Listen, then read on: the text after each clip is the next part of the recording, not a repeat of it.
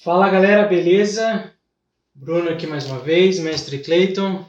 Hoje você veio, né? Você tá com saudade, né? Eu tava. E aí galera, beleza?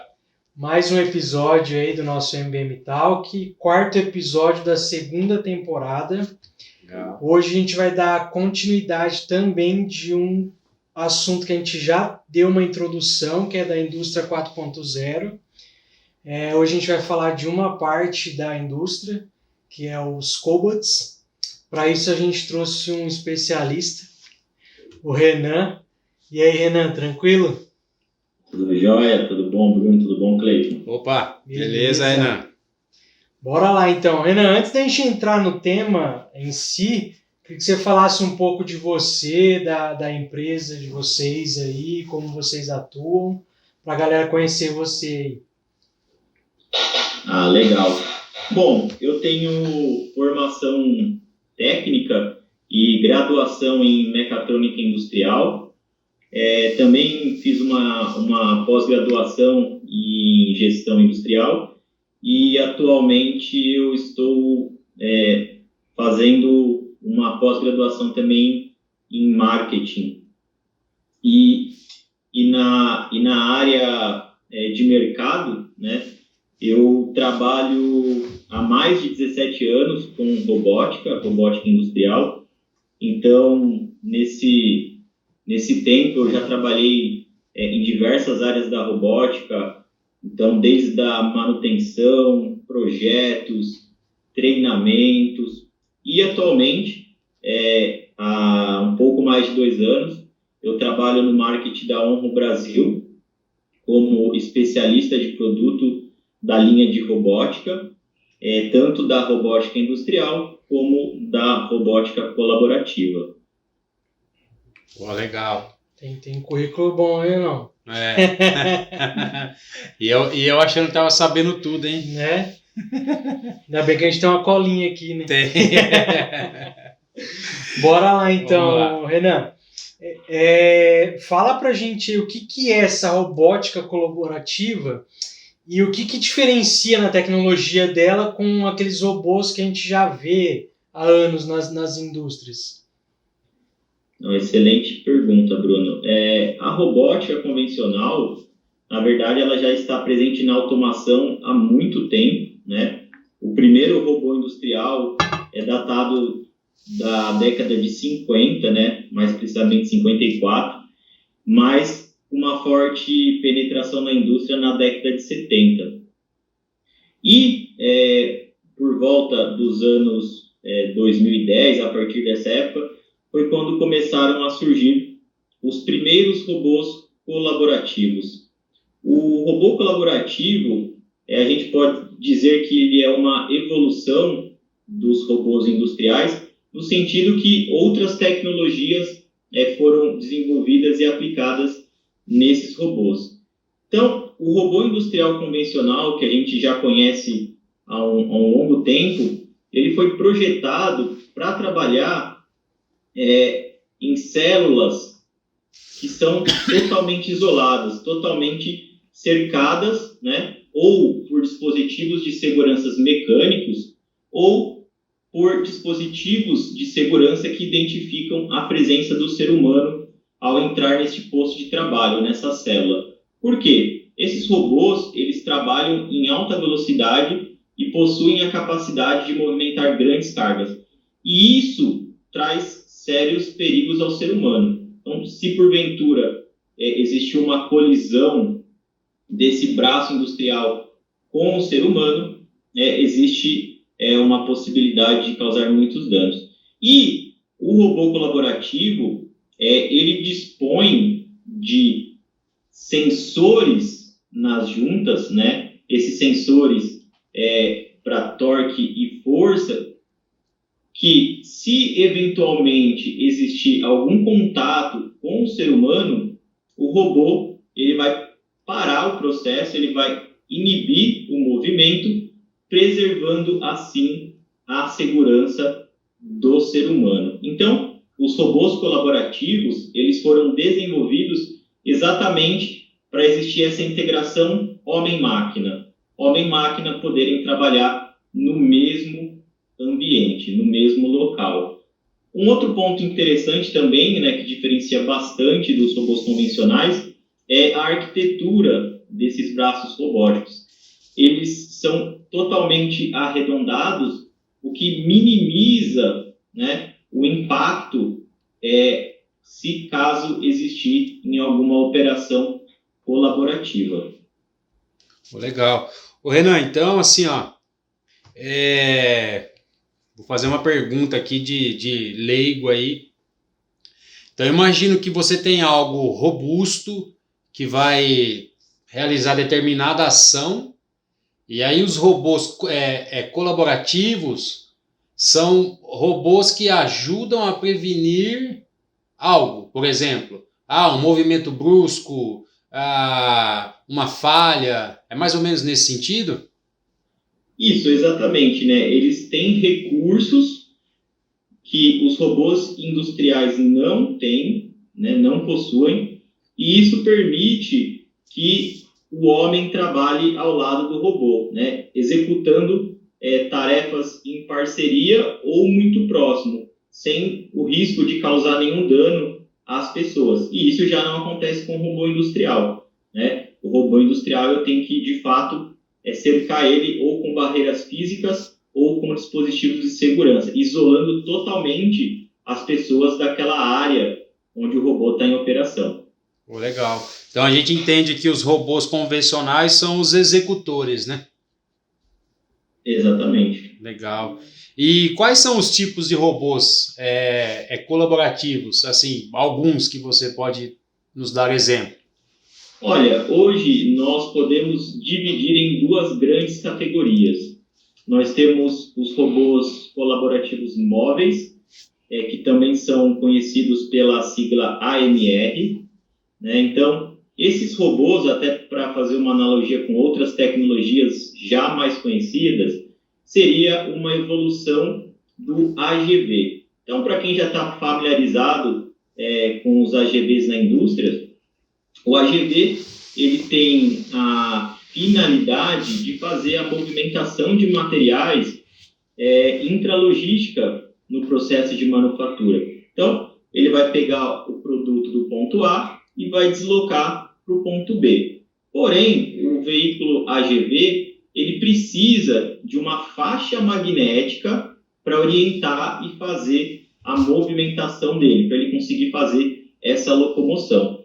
O AMR, né, ou robô móvel colaborativo, ele tem uma evolução tecnológica, então ele não necessita dessa faixa magnética para orientar o movimento, porque ele dispõe de scanners, né? Esses scanners têm a função tanto de segurança, de preservar o ser humano, mas também de fazer a navegação autônoma. Então, através de uma comparação de layout e utilizando esse scanner, o robô móvel, ou AMR, ele consegue fazer essa mesma movimentação de materiais de uma forma muito mais flexível e muito mais inteligente. A segunda categoria, né, que nós poderemos subdividir os robôs colaborativos, são exatamente os braços colaborativos, ou também como são conhecidos, os cobots. Os cobots, eles são exatamente a evolução, né, dos robôs industriais convencionais. É bem naquele segmento que nós mencionamos, né, com outros recursos tecnológicos que permitem o trabalho homem-máquina no mesmo ambiente, no mesmo espaço de trabalho. Legal. Então, só para a galera entender, quem vai assistir, para fazer analogia, os AMR seriam aqueles que a gente encontra alguns vídeos no YouTube carregando caixinhas e se auto-recarregando. Vai acabar a bateria. Ele vai lá no posto dele lá, encosta, recarrega e volta a trabalhar, né? Exatamente. Esses são os AMRs. Legal. Pô, bacana, hein? E os outros, né, que se assemelham exatamente ao braço humano são os cobots. São os cobots que nós falamos anteriormente, que vai ajudar numa tomada de decisão quando um braço mecânico se perder, por exemplo, né? Sim, e também, né, no sentido de auxiliar nas tarefas de manufatura. Legal, bacana. Basicamente, os cobots são os industriais inteligentes, né? Legal. Porque Exatamente. você consegue trabalhar o robô aqui e o humano do lado, sem ter risco nenhum. Com o industrial você não consegue, porque ele é meio burro, né? Sim, sim. Já os cobots não, em cima dos dados, de todas as coisas, as tecnologias que ele tem, você consegue ter esse trabalho aí lado a lado, né? Pô, bacana. E agora uma dúvida minha. Esses robôs que se movimentam em tempo real, Renan, eles recebem inteligência, tem uma inteligência artificial 100% do tempo trabalhando com eles? Ou não? Ou eles são programados a laser, distância? Ou é algo 100% inteligência artificial? Nos robôs móveis, você executa uma programação prévia no robô, né? Então, existe esse primeiro desenvolvimento do técnico, do engenheiro, no sentido da programação do robô, porém, o robô móvel ele tem um algoritmo de inteligência, então, dentro do layout, dentro do mapa onde ele vai trabalhar, ele tem a possibilidade de executar a melhoria nos processos. Então, imaginando o seguinte, se ele está trafegando por uma rua e aquela rua está obstruída, ele não obrigatoriamente vai ficar guardando aquela rua desobstruir para seguir. Ele tem a inteligência para traçar, né, um novo caminho e ter um desempenho melhor. Ou, né, se eu tenho diversas opções dentro do layout, o robô ele vai definir qual é a rota que tem uma melhor eficiência. Então, é uma grande diferença até do que nós comentamos do AGV. Como o AGV tem uma rota fixa, ele vai ter sempre o mesmo resultado. Já o AMR, como ele tem a inteligência no algoritmo, no software, ele consegue progressivamente tornar o processo mais eficiente. Pô, que legal, hein? Boa, show de bola. Ô Renan, e como que toda essa robótica colaborativa está ligada na indústria 4.0? Então, Bruno, além das características, né, de hardware que nós comentamos, quando a gente fala de indústria 4.0, né, eu acho importante a gente também lembrar das outras revoluções industriais. Então, revolução, né, é uma palavra que tem um poder muito forte. Então, está muito ligado a alguma tecnologia e também algum fator impulsionador que transformou a vida das pessoas. Então, por exemplo, na primeira revolução industrial, nós tivemos a mecanização dos componentes e houve uma migração das pessoas para as fábricas, né? Na segunda revolução, um dos fatores impulsionadores foi a eletricidade, né, e também o petróleo e o gás. Na terceira revolução, que já está um pouco mais próximo de nós, foi exatamente na década de 70, com a implementação da automação. Então, quando a gente chega agora na quarta revolução industrial, que é a qual nós estamos participando, tem fatores tecnológicos impulsionando essa indústria 4.0, né? Então, são vários pilares que impulsionam a indústria 4.0, então, Big Data, cibersegurança, realidade aumentada, e os robôs colaborativos ou robôs autônomos, eles são um dos pilares, né, para a implementação da indústria 4.0, mas eu também vejo a conexão com o tipo de manufatura que nós temos uma tendência de mercado. Então, por exemplo, até na segunda revolução industrial, houve, né, a produção seriada na manufatura, exatamente para você produzir em um largo volume com um custo menor. Mas agora, né, o mercado ele está cada vez mais dinâmico. Então, o ciclo de vida dos produtos que nós consumimos está cada vez menor. Então, se a gente pegar um aparelho celular que durava 5, 10 anos, Hoje em dia, a cada 6 meses, você tem um aparelho mais novo. Então, a indústria, a manufatura, ela tem que se adequar para atender cada vez mais, né, essa flexibilidade que a indústria necessita. Então, os robôs colaborativos, por terem uma programação mais simplificada, por poderem participar de processos nessa integração homem-máquina, eles possibilitam principalmente o trabalho em células flexíveis. E isso traz exatamente a flexibilidade e um comissionamento e um startup mais rápido das máquinas para automação dos processos industriais. Legal. É legal que, assim, se eu não me engano, a segunda revolução foi com Henry Ford, né? O destaque, né? Correto. Então, que nem você falou do celular, né? Tipo assim, o Henry Ford, ele definia que ele ia fabricar o GT40. Ele só fabricava o GT40, então ele deixava a máquina certa para fabricar 500 GT40.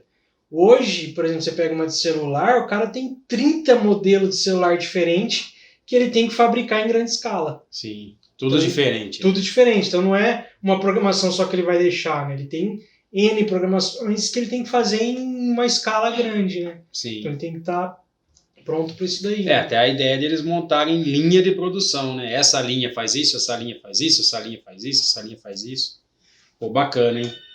Ô, Renan, e você acha que, com a sua experiência aí de 17 anos na área, existe vantagem e desvantagem com relação aos robôs nas indústrias?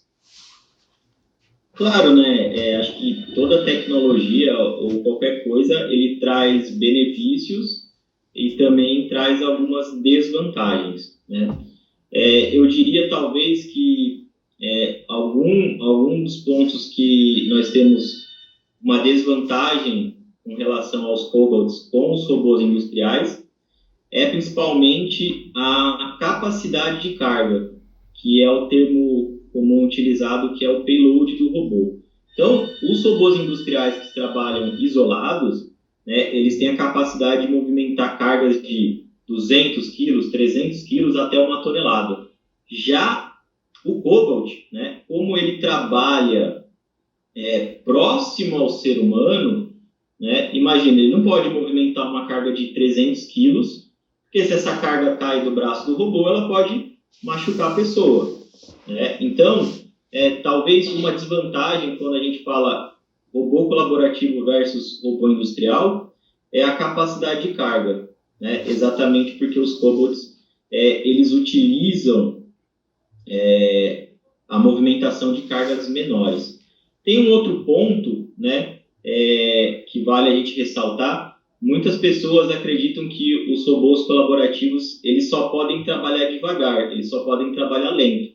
E isso não é verdade, né? Quando eu tenho um braço colaborativo, eu posso colocar junto com ele um scanner de área que detecta a presença do homem na mesma área do robô. Então, se eu não tenho a presença do ser humano naquela área, o robô colaborativo ele pode sim trabalhar em alta velocidade, tendo um desempenho melhor para a tarefa que ele está executando. Se uma pessoa acessa aquela área ou para fazer um trabalho compartilhado com o robô, ou até mesmo para fazer outra tarefa, esses dispositivos de segurança, eles identificam a presença do ser humano naquela área, e aí o robô colaborativo ele vai diminuir a velocidade e a sensibilidade ao torque e força que ele tem em cada uma das juntas, né, é alterado exatamente se eventualmente tiver uma colisão com a pessoa, não causar nenhum dano para a pessoa. Mas o robô colaborativo ele também traz uma série de vantagens, né? Primeiro, o robô colaborativo ele tem um software, né, muito mais amigável. Então, para você fazer um startup de um robô colaborativo na indústria, você não precisa ser, por exemplo, um programador extremamente experiente, né? Então, um rápido treinamento, né, com alguma experiência de robótica, você consegue sim programar esses robôs colaborativos e também implementar ele muito mais rápido em processos que já estão em execução. Então, esse tempo de iniciar um projeto e finalizar com o robô colaborativo, ele é muito mais rápido. E também, né, um outro ponto que a gente pode citar em relação ao robô colaborativo nossa, vai ser editado depois? Aqui não edita nada, pode ficar tranquilo. Eu ia comentar uma outra vantagem, mas me fugiu a cabeça. Olha, eu vou falar uma vantagem boa aqui. Você comentou um negócio, como você está na área há muitos anos, você falou, a gente sempre fala disso aqui. E você falou aí uma questão que me fez lembrar. Hoje, não está nem na nossa pauta aqui, tá? A maior preocupação das indústrias é com o pessoal, é a pessoa. O ser humano acha que com a vinda dos robôs colaborativos, se é pequeno, se é grande, se é braço, se é mecânico, é com o emprego, né? Então eles imaginam que, nossa, não é uma revolução industrial, é um sacrifício universal e eu tô ferrado e perdi o emprego. E você falou um negócio legal, se o cara que é do chão de fábrica, que aperta parafuso, ter uma mínima noção de robótica e a mínima noção de programação, que seja com cursos básicos que as empresas estão oferecendo, esse cara automaticamente, o medo de sair do mercado do trabalho se torna uma oportunidade, né? Porque o cara, putz, eu não perdi o emprego. Na verdade, ele tem que pensar que ele pode ter uma promoção, né? Isso acontece muito nos clientes que vocês visitam? Não, sim, com certeza, né? A robótica colaborativa, principalmente, né, ela traz esse aspecto de valorizar o ser humano e também em decorrência da facilidade de implementação, sim, faz todo sentido o que você mencionou, Cleiton. Enquanto você ia falando, eu lembrei o outro ponto, né, foi até bom a sua pergunta, que é em relação ao espaço, né? Essa era outra vantagem que eu ia citar. Como, né, o robô industrial, ou até mesmo o AGV que a gente comentou, eles precisam de uma grande infraestrutura e, como os robôs industriais eles são totalmente cercados, eu preciso de um layout muito maior. Então, a vantagem da robótica colaborativa também é a implementação de células muito mais compactas, né? E a gente sabe que, para algumas indústrias, o espaço físico, né, ele tem um valor agregado muito grande e ele é essencial, né, tanto para a movimentação das pessoas e também a movimentação de materiais. Então, esse é o outro ponto, a outra vantagem que eu ia comentar em relação ao layout, né? A possibilidade de células muito mais compactas com os robôs colaborativos. Legal. Isso aí me fez pensar em uma outra... Como aqui a gente não tem dinheiro para fazer curso, a gente aproveita os talk, né? Não sei se você percebe isso.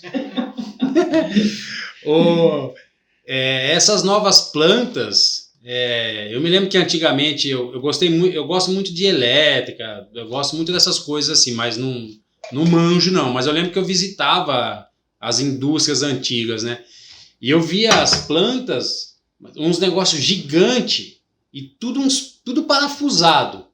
Hoje, não sei se você com a experiência, existe a possibilidade de plantas móveis. Montei uma planta aqui, mas hoje não está legal, eu vou colocar ela no 10 metros para lá. A sua pergunta faz todo sentido, Cleiton.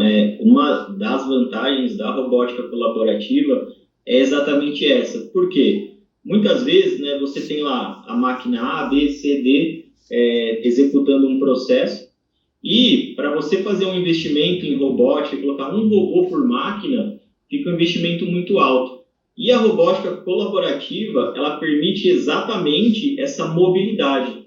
Então, por exemplo, se você, né, lógico, tudo depende da aplicação, e também depende da demanda que suas máquinas necessitam. Mas você pode, por exemplo, colocar um braço colaborativo em cima de uma plataforma, de uma bancada móvel, e agora eu tenho uma ordem de produção para a máquina A. Eu locomovo esse braço colaborativo até a máquina A, ele vai atender aquele lote de produção, exatamente com aquele conceito que nós conversamos, né? Agora nós temos aí não mais um produto, uma série gigantesca. Aquele robô atendeu aquela demanda, né? Terminou a produção, agora eu tenho uma demanda na máquina C. Eu posso locomover esse braço colaborativo para a máquina C e atender um lote daquele produto diferente. E, por exemplo, os cobots da Onron, eles têm um sistema de visão integrado. Então, esse setup, né, eu movimentar esse robô de uma máquina para outra, ele se torna muito mais fácil. Porque quando eu tenho muito setup na robótica, o que normalmente acontece? Eu preciso do programador repassar todos os pontos de trajetória do robô, ou seja, todo o movimento que o braço robótico vai realizar. Então, eu acabo perdendo muito tempo nesse setup. Então, a tecnologia da visão integrada no Cobalt, ele permite que o sistema de visão tire uma imagem, capture essa imagem e faça a correção automática de todo o movimento que o braço vai executar, diminuindo bastante o tempo de setup das máquinas, né? E permitindo exatamente essa movimentação que você mencionou. E complementando, falando um pouco do robô móvel, né? Essa é uma outra vantagem importantíssima da robótica móvel. O problema, né, vamos colocar dessa forma, mas o desafio que se tinha quando se utilizava um AGV desloquei uma máquina de lugar. Eu preciso refazer toda uma infraestrutura de faixa magnética, de painel, para conseguir fazer a movimentação de material. E quando eu utilizo o AMR, né, via software, eu facilmente vou lá e consigo fazer essa correção, né, do novo layout que eu vou ter na minha fábrica. Pô, que legal, hein? E essa sacada que vocês tiveram aí dos aparelhos de vocês com relação à inteligência pela foto também é muito legal, hein? Caramba, hein? Bacana. Vivendo e aprendendo. Mais uma, hein? Tem mais aí, Bruno? Tem. Ô, Renan, a gente sabe que a indústria 4.0, a pioneira é a Alemanha, né? Como que você vê as indústrias brasileiras com relação aos cobots ou até a indústria 4.0 comparando com as indústrias globais? Olha, quando a gente fala de tecnologia, né, hoje o gap que nós temos com outros países, ele é muito menor, né? Essa distância que se existia no passado, né? Lançou uma tecnologia num determinado país, demorava-se anos para chegar, por exemplo, no Brasil. Isso já não existe mais, né? Até pela própria Onron, por exemplo, quando nós temos um lançamento de uma nova tecnologia, normalmente na próxima semana essa tecnologia ela é lançada no Brasil, né? Então a Onron Brasil lança na sequência. Então isso tornou-se muito rápido, né? Então não tem mais essa lacuna entre o lançamento das tecnologias. Porém, nós sabemos que tem outros desafios na parte da implementação de fato. Então, muitas empresas, elas investem em tecnologia, né, e são muito antenadas com a eficiência que essa tecnologia traz, né, principalmente em empresas do setor automobilístico. Acho que a gente pode destacar que que fazem um investimento muito forte. Já em outros setores, né, como plástico, química ou metalúrgico, né, o Brasil ele não tem esse mesmo investimento como outros países, né, até mesmo como a Alemanha que você citou. Então, acho que hoje a principal diferença, né, quando a gente olha Brasil e outros países, é a implementação de fato, né? Até para ficar um pouco mais visível, para a gente falar de números, né? Por exemplo, robôs colaborativos, né? Existe uma Federação Internacional de Robótica que faz a estatística dos robôs que são implementados globalmente. Então, por ano, são instalados no mundo cerca de 400 mil robôs. Quando a gente fala robô, é qualquer braço com mais de 3 eixos, com mais de 3 movimentações no mesmo braço. Isso inclui os robôs colaborativos. Se a gente pegar, por exemplo, países asiáticos, países europeus, né, eles têm aí, em média, usado uma relação, né, a quantidade de robôs que eu tenho instalado na indústria por uma relação de 10 mil trabalhadores. Então, por exemplo, países desenvolvidos têm cerca de 800 robôs em uma correlação de 10 mil trabalhadores, né? A China, ela está hoje com uma média de 140 robôs para cada 10 mil trabalhadores, mas por exemplo, um país que investe muito, né? Hoje é o país que mais investe em robotização. E já no Brasil, nós não temos essa mesma velocidade de implementação. Para a gente fazer um comparativo, hoje o Brasil ele tem cerca de 13 robôs instalados para uma referência de 10 mil trabalhadores.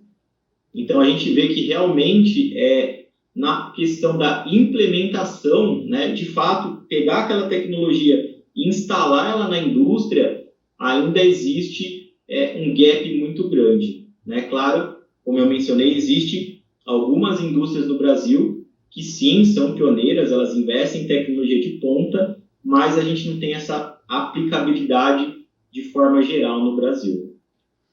Eu acho que no Brasil é um pouco complicado um monte de fatores, né? As indústrias, as que não investem, entenderem que a robótica não é um custo, e sim um investimento, né?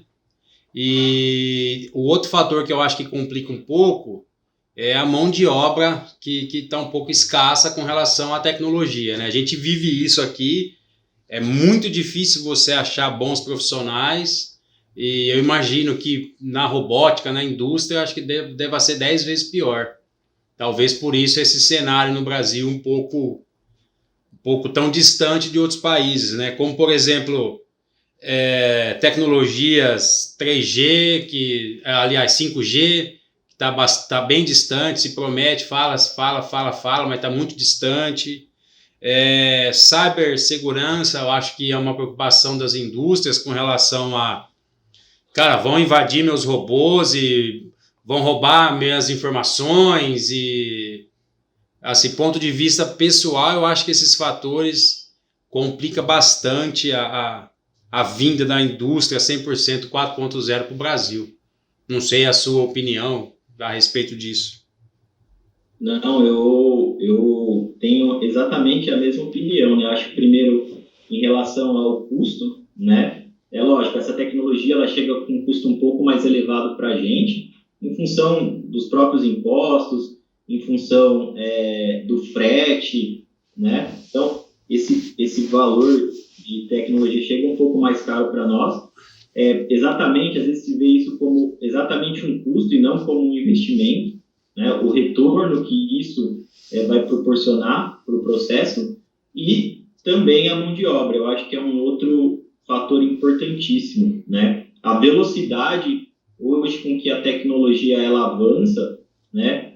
Como você citou, né? Cibersegurança, conectividade, protocolos de comunicação, robótica colaborativa. Então, hoje, com certeza, nós não temos uma base de profissionais para conseguir também atender essa demanda. Legal. Vamos ver a próxima aqui.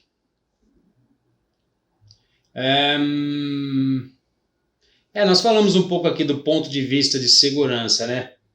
Os robôs colaborativos, eles podem se aplicar a isso? As indústrias devem se preocupar com isso? Eu acredito que sim, né?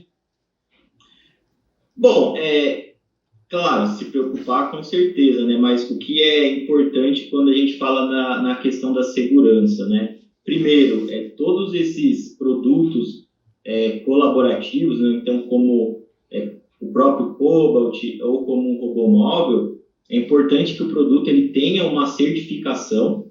Então, por exemplo, falando da própria Onro, os nossos produtos, eles são certificados por um órgão internacional que validam que aqueles produtos, né, os nossos colaborativos, eles sim atendem os requisitos e não vão gerar nenhum dano ao ser humano. Mas um outro ponto, né, quando essa tecnologia colaborativa ela começou a chegar no Brasil, houve sim, né, uma grande preocupação por grande parte das indústrias, exatamente saber se essa tecnologia, né, ela estava contemplada nas normas de segurança.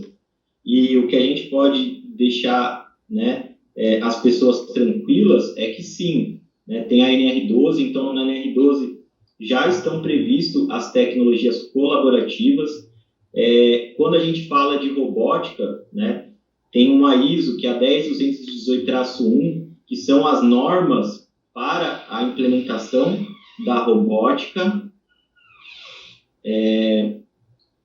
Tem a ISO 10218-2, que se referencia às células robotizadas, né? Então, eu tenho o robô e tenho a implementação da célula robotizada e, né, tem a ISO TS 15066, que é a referência aos robôs colaborativos. Então, tudo isso já está contemplado nas normas. Mas, né, o que a gente costuma sempre ressaltar, que é extremamente importante, é que, apesar das certificações e das normas colaborativas que já existem, né, isso está aplicado ao robô colaborativo. Então, imagine o seguinte, eu coloco uma faca na ponta de um braço colaborativo. Se eu tenho uma pessoa trabalhando próximo, é claro, aquela faca, se acertar a pessoa, vai machucar, né? Então, por isso que é essencial a apreciação de risco da implementação dos robôs colaborativos. Então, ele vai prever nessa análise de risco exatamente todo o processo, né? O processo de uma forma macro, e não só olhando o braço colaborativo ou o robô móvel. Legal. E essas certificações, eu imagino que esses robôs devam ter MAC address, deve ter por placa Ethernet, tem tudo esses esquemas ou não? É viagem? Não, dependendo sim da tecnologia, né, a comunicação dos robôs é importantíssima, né? O robô, ele não trabalha sozinho, né? Ele sempre está em conexão com outros componentes. Mas falando especificamente da parte de segurança, né, quando a gente fala de Cobalt, né, de braço colaborativo, é exatamente a sensibilidade ao torque e força que ele tem nas juntas, né? Então, se aquele braço colide com uma pessoa, a corrente do robô sobe e ele tem que desarmar em tempo seguro para não causar nenhum dano.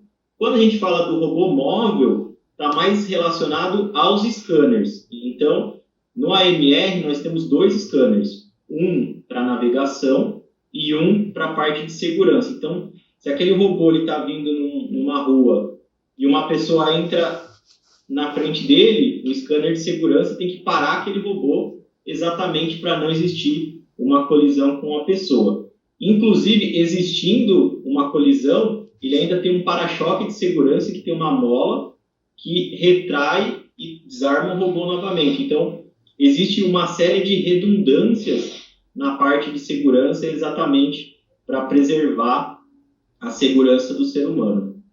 Legal, muito legal, hein? Ô Renan, partindo aí já para a nossa última questão, queria que você falasse, a gente comentou aí a questão de um dos motivos de não ser tão frequente no Brasil ainda, é a parte de investimento. Eu queria que você falasse um pouco do ROI com relação aos robôs colaborativos. Quando a gente fala de retorno de investimento, né, é um fator importantíssimo, né, para a implementação de qualquer tecnologia, né? Então, a gente sabe que existe um custo para a implementação dessa tecnologia, porém, a gente sabe que a tecnologia também ela vai trazer uma melhora dos processos. Então, você vai produzir mais, você vai produzir com mais qualidade. E isso é importantíssimo, né, para ter o retorno do investimento.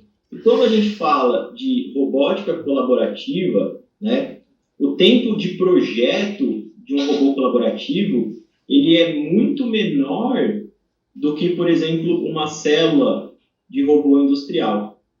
Então, normalmente, com esse tempo mais curto de desenvolvimento, eu consigo implementar essa tecnologia mais rápido na minha fábrica e, consequentemente, eu consigo ter um retorno de investimento mais rápido, né? E isso permite que eu consiga ter uma maior penetração desse tipo de tecnologia nas indústrias.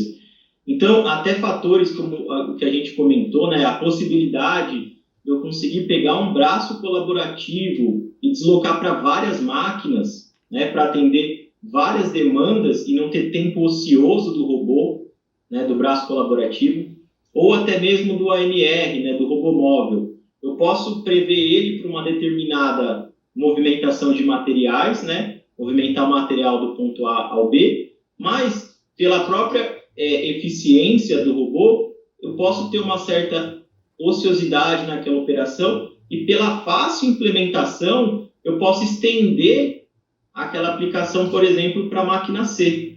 E isso auxilia muito do ponto de vista do retorno financeiro também, né? A flexibilidade, a possibilidade de implementar em mais processos do que, por exemplo, o robô industrial.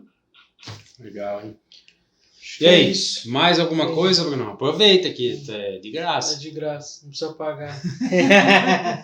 Não, acho que é isso. Deu para ter uma noção mais profunda do que a gente deu início no outro episódio. Muito legal. Quero agradecer, Renan, de ter aceitado o convite. Se você quiser deixar aí as redes sociais sua ou da empresa para a galera que quer conhecer ou até contratar, pode ficar à vontade. Bom, primeiro eu gostaria de agradecer novamente, né, o convite, Bruno, Cleiton.